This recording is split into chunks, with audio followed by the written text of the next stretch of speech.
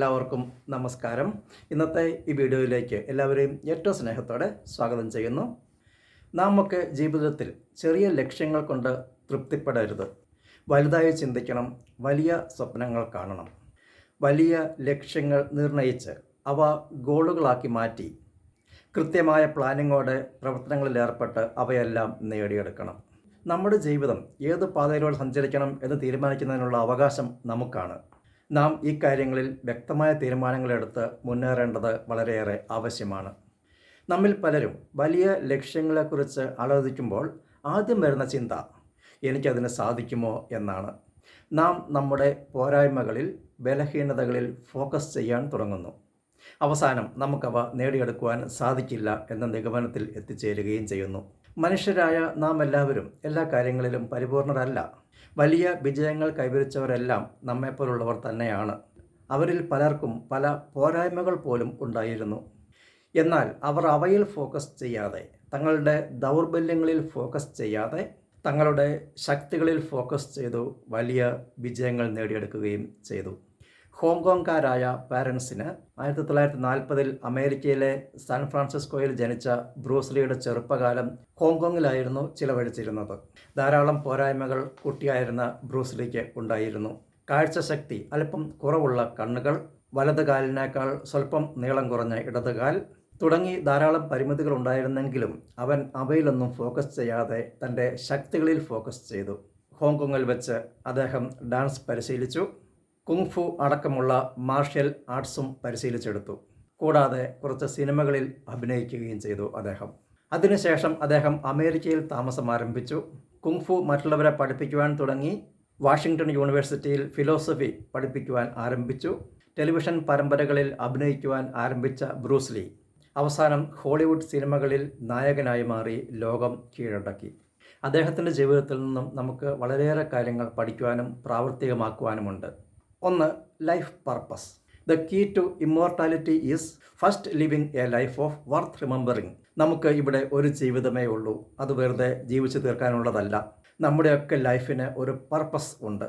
അത് നാം കണ്ടെത്തി നമ്മുടെ ജീവിത ലക്ഷ്യമാക്കി മാറ്റി അത് നേടിയെടുത്ത് നമ്മുടെ ലൈഫ് പർപ്പസ് നാം പൂർത്തിയാക്കണം. രണ്ട്, ഫോക്കസ്.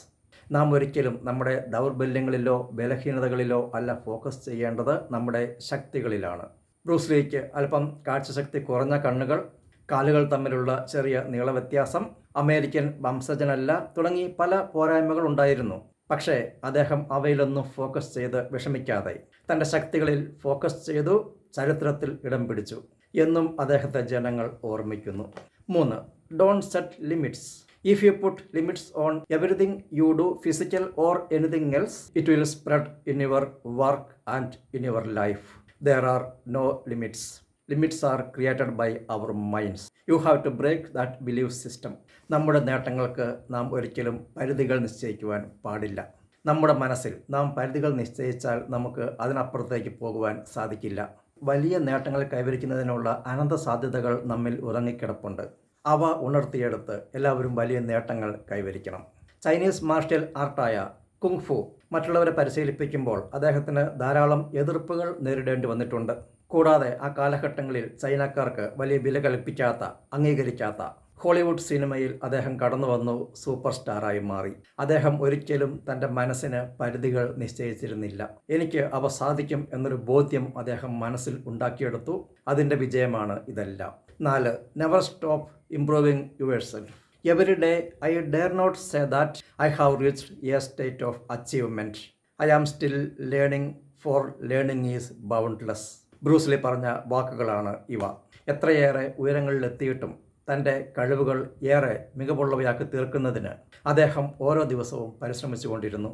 താൻ ഏറ്റവും മികച്ച നിലയിൽ എത്തിച്ചേർന്നു എന്ന് അദ്ദേഹം ഒരിക്കലും ചിന്തിച്ചില്ല. നിശ്ചയദാർഢ്യത്തോടെ ഓരോ ദിവസവും കഠിന പരിശീലനങ്ങളിലേർപ്പെട്ട് തൻ്റെ മികവുകൾ കൂട്ടിക്കൊണ്ടിരുന്നു. തൻ്റെ അറിവുകൾ വർദ്ധിപ്പിക്കുന്നതിന് സഹായിക്കുന്ന 2000-ലേറെ പുസ്തകങ്ങൾ അടങ്ങിയ ഒരു വലിയ ഗ്രന്ഥശേഖരവും അദ്ദേഹത്തിനുണ്ടായിരുന്നു.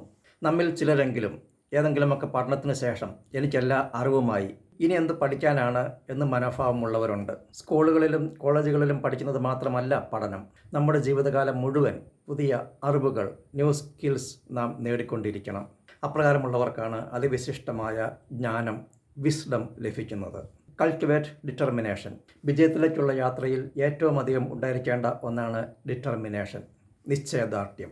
നിശ്ചയദാർഢ്യത്തോടെ പരാജയങ്ങളിൽ പിടിച്ചു നിന്ന് തിരിച്ചടികളിൽ തളരാതെ തടസ്സങ്ങളെ അതിജീവിച്ച് മുമ്പോട്ട് പോകുന്നവർക്കാണ് വലിയ നേട്ടങ്ങൾ സ്വന്തമാക്കുവാൻ സാധിക്കുന്നത്.